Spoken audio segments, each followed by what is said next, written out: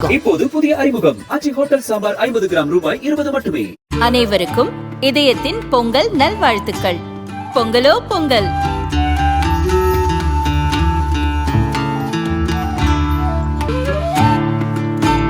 அனைவருக்கும் இதயம் மந்த்ராவின் பொங்கல் தின நல்வாழ்த்துக்கள். பொங்கலோ பொங்கல். வணக்கம். செய்தி சுருக்கம். விஜயிடம் சிபிஐ மீண்டும் கிடுக்குப்பிடி. இறுதிக்கட்டத்தை எட்டியது விசாரணை.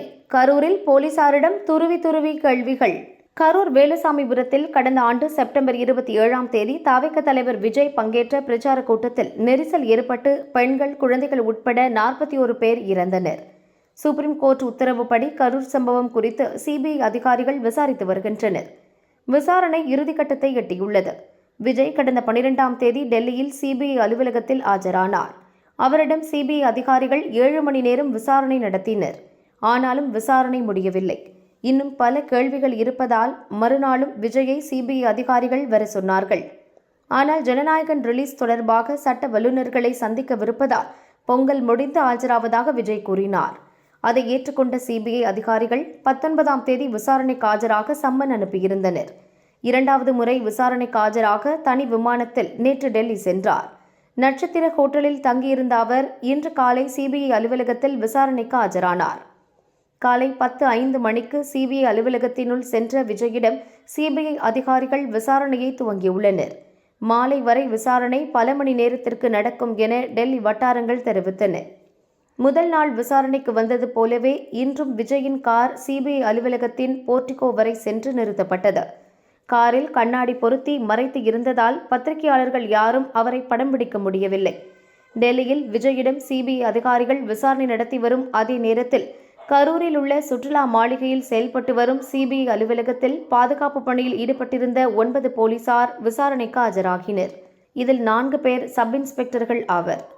நெரிசல் சம்பவத்திற்கு முன் நடந்த நிகழ்வுகள் குறித்தும் எத்தனை போலீசார் பாதுகாப்பு பணியில் ஈடுபட்டனர் என்பது குறித்தும் அந்த போலீசாரிடம் கரூரில் சிபிஐ அதிகாரிகள் கிடுக்குப்பிடி கேள்விகளை கேட்டு வருவதாக கூறப்படுகிறது.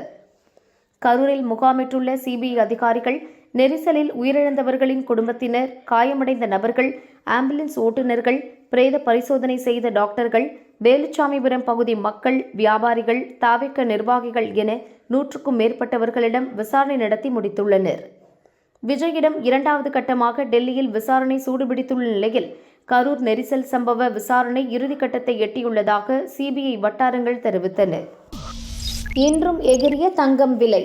சர்வதேச நிலவரங்களால் இந்தியாவில் தங்கம், வெள்ளி விலை தொடர்ந்து புதிய உச்சத்தை தொட்டு வருகிறது.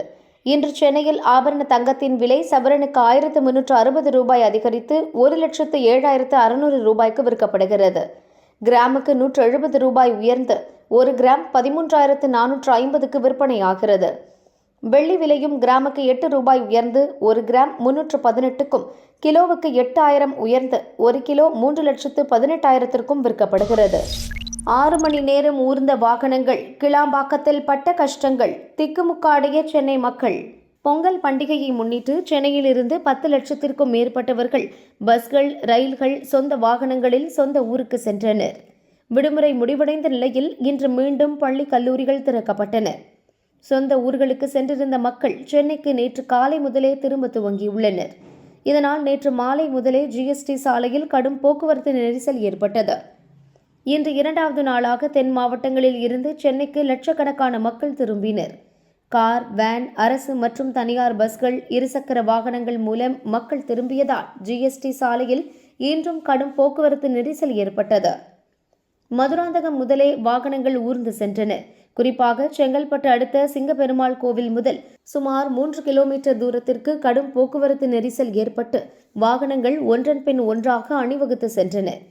வெளி மாவட்டங்களில் இருந்து பல ஆயிரக்கணக்கானோர் இன்று பஸ்ஸில் சென்னை திரும்பியதால் கிளாம்பாக்கம் பஸ் நிலையமும் திணறி போனது. பஸ்களில் சென்னை திரும்பும் பயணிகளை கிளாம்பாக்கம் பேருந்து நிலையம் எதிரே நெடுஞ்சாலையில் இறக்கி விடுவதால் பயணிகள் சாலையை கடந்துதான் சென்னைக்கு செல்லக்கூடிய பேருந்துகளில் ஏறி சென்றனர். இதனால் மக்கள் கடும் அவதிக்குள்ளானார்கள். தாம்பரம் ரயில் நிலையம் மற்றும் பஸ் நிலையத்திலும் கட்டுக்கடங்காத மக்கள் கூட்டம் காணப்பட்டது. ஜிஎஸ்டி சாலையில் அதிகாலை 3 மணி முதல் 9 மணி வரை 6 மணி நேரத்திற்கு போக்குவரத்து நெரிசல் நீடித்தது. இதனால் தாம்பரம் சுற்றுவட்டார பகுதிகளில் வசிக்கும் மக்கள் அன்றாட வேலைகளை கூட செய்ய வழியின்றி கடும் அவதிக்குள்ளானார்கள். டிராபிக் ஜாம் காரணமாக பள்ளி கல்லூரிகளுக்கு செல்லும் மாணவர்களும் தனியார் மற்றும் அரசு துறைகளில் பணிபுரியும் ஊழியர்களும் உரிய நேரத்தில் அலுவலகம் செல்ல முடியாமல் கடும் அவதிக்குள்ளாகினர். போக்குவரத்தை சீர்படுத்தும் பணியில் போதுமான அளவுக்கு போலீசார் ஈடுபடுத்தப்படாததே இந்த அளவுக்கு நெரிசல் ஏற்பட காரணம் என மக்கள் குற்றம் சாட்டினர். நாளை சட்டசபை கூடுகிறது. கவர்னர் ரவி உரை நிகழ்த்துவாரா? தமிழக சட்டசபை நாளை கூடுகிறது.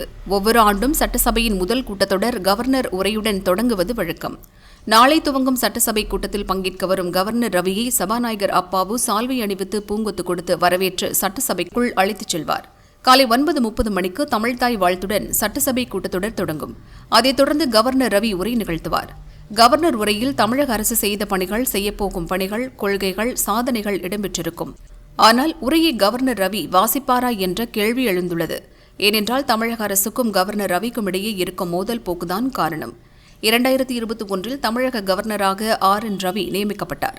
2022ஆம் ஆண்டு சட்டசபையில் முதல் முறையாக உரை நிகழ்த்தினார். 2023ஆம் ஆண்டின் முதல் சட்டசபை கூட்டத்தில் கவர்னர் ரவி உரையாற்றிய போது சில அம்சங்களை அவர் படிக்க மறந்துவிட்டார்.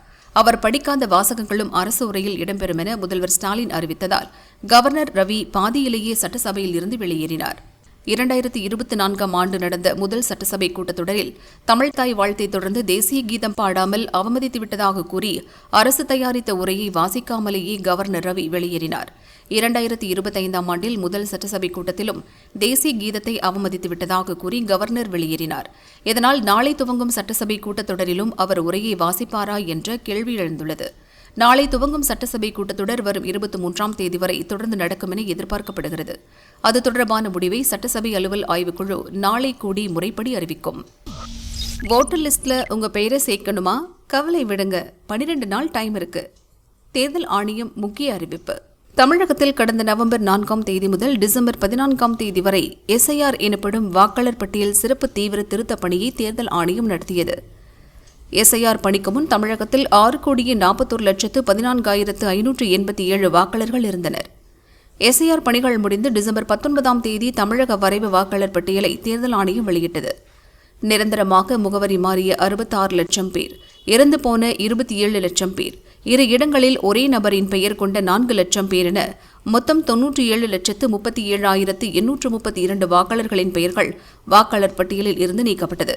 இதன் மூலம் தமிழகத்தின் வாக்காளர் எண்ணிக்கை 6,41,14,587 5,43,76,755 குறைந்தது. முகவரி மாறியதால் பெயர் நீக்கப்பட்டவர்கள் புதிய வாக்காளர்கள் தங்களின் பெயர்களை வாக்காளர் பட்டியலில் சேர்க்க வசதியாக தேர்தல் ஆணையம் தமிழகத்தில் டிசம்பர் 27, 28 மற்றும் ஜனவரி 3, 4 ஆகிய தேதிகளில் சிறப்பு முகாம்களை நடத்தியது. பட்டியலில் விடுபட்ட வாக்காளர்கள் முகாம்களில் பங்கேற்று படிவம் 6 பூர்த்தி செய்து கொடுத்தனர். அரசியல் கட்சிகளின் முகவர்களும் வாக்காளர்களிடம் படிவம் 6 கொடுத்து பூர்த்தி செய்து வாங்கி BLO எனப்படும் வாக்குச்சாவடி நிலை அலுவலரிடம் சமர்ப்பித்தனர். ஆன்லைன் மூலமும் விண்ணப்பங்களை அளிக்க வாய்ப்பு வழங்கப்பட்டிருந்தது. விடுபட்ட வாக்காளர்கள் புதிய வாக்காளர்கள் தங்கள் பெயர்களை வாக்காளர் பட்டியலில் சேர்ப்பதற்கான கடைசி தேதி ஜனவரி 18 என தேர்தல் ஆணையம் அறிவித்திருந்தது. நேற்றுடன் கால அவகாசம் முடிந்தது. நேற்றைய நிலவரப்படி தமிழகத்தில் 13.03 லட்சம் பேர் தங்கள் பெயரை வாக்காளர் பட்டியலில் சேர்க்க விண்ணப்பித்திருந்தனர். இறந்தவர்களின் பெயர்களை நீக்க கோரி 35,000 விண்ணப்பங்கள் வழங்கப்பட்டுள்ளன. புதிய விண்ணப்பங்களை பரிசீலித்து புதிய வாக்காளர்களின் பெயர்கள் பட்டியலில் சேர்க்கப்படும். வருகிற பிப்ரவரி 17ஆம் தேதி தமிழக இறுதி வாக்காளர் பட்டியல் வெளியிடப்படும் என தேர்தல் ஆணையம் அறிவித்துள்ளது. இதனிடையே பெயர்களை சேர்க்க மேலும் கால அவகாசம் வழங்க வேண்டும் என அரசியல் கட்சிகளும் மக்களும் கோரிக்கை விடுத்திருந்தனர். அதை ஏற்று வாக்காளர் பட்டியலில் பெயர் சேர்க்க வரும் 30ஆம் தேதி வரை அவகாசம் அளித்து தலைமை தேர்தல் ஆணையம் உத்தரவிட்டுள்ளது. போர்க்களமான மார்த்தாண்டம் பாலம் அடுத்தடுத்து சிதறிய 7 வாகனங்கள். கேரளாவில் இருந்து வந்து கொண்டிருந்த கண்டெய்னர் லாரி கன்னியாகுமரி மாவட்டம் மார்த்தாண்டம் மேம்பாலம் வழியாக சென்றது. அப்போது கட்டுப்பாட்டை இழந்து முன்னால் சென்ற கோழிலோடு ஏற்றிய மினி வேன் மீது மோதியது.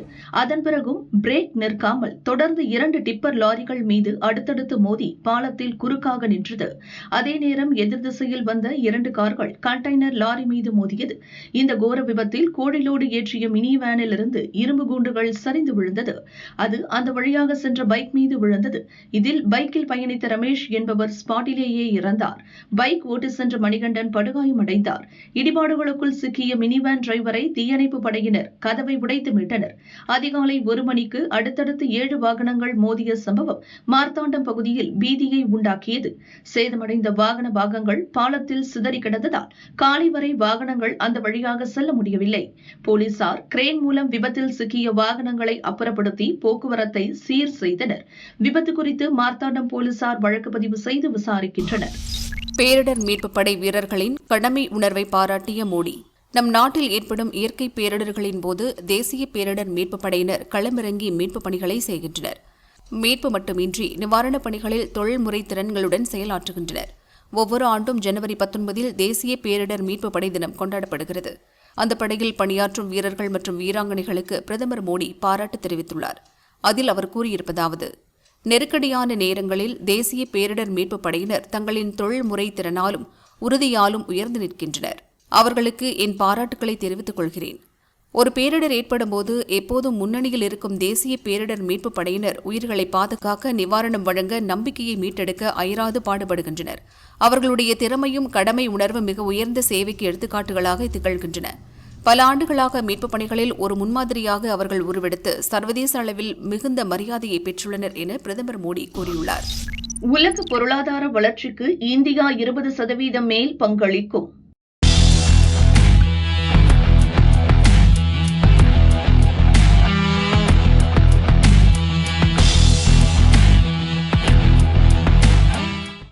உலக பொருளாதார வளர்ச்சியில் இந்தியா முக்கிய பங்காற்றுகிறது என IMF எனப்படும் சர்வதேச நாணய நிதியம் தெரிவித்துள்ளது. இந்தியாவின் 2025-26 நிதியாண்டிற்கான வளர்ச்சி 6.6% இருக்கும் என்று IMF முன்பு கணித்திருந்தது. இது முழுக்க வலிமையான உள்நாட்டு நுகர்வை அடிப்படையாக கொண்டது. இந்தியாவின் 3ஆம் காலாண்டு வளர்ச்சி எதிர்பார்த்ததை விட அதிகமாக இருப்பதால் வரும் நாட்களில் இந்தியாவின் வளர்ச்சி குறித்த கணிப்பை IMF அதிகரிக்க வாய்ப்புள்ளது.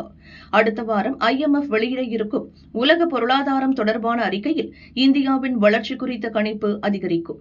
உலக பொருளாதார வளர்ச்சிக்கு இந்த ஆண்டு இந்தியா 20% மேல் பங்களிக்கும்.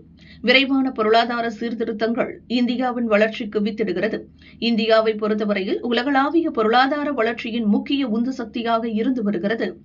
இந்தியாவின் வளர்ச்சி மிகவும் வலிமையாக இருந்து வருகிறது என சர்வதேச நாணயம் நிதியத்தின் தகவல் தொடர்புத்துறை இயக்குநர் ஜூலி கோசா கூறினார்.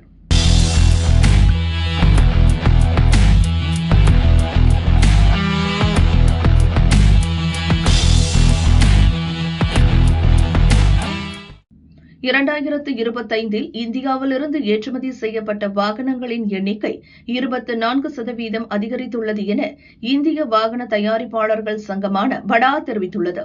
கார்கள், இருசக்கர வாகனங்கள் மற்றும் வர்த்தக வாகனங்களுக்கான தேவை வலுவாக இருந்ததே ஏற்றுமதி அதிகரிக்க முக்கிய காரணம் என தெரிவிக்கப்பட்டுள்ளது. மத்திய கிழக்கு, ஆப்பிரிக்கா மற்றும் லத்தீன் அமெரிக்கா ஆகிய நாடுகளில் இந்திய வாகனங்களுக்கான தேவை நிலையாக உள்ளது என கூறப்பட்டுள்ளது.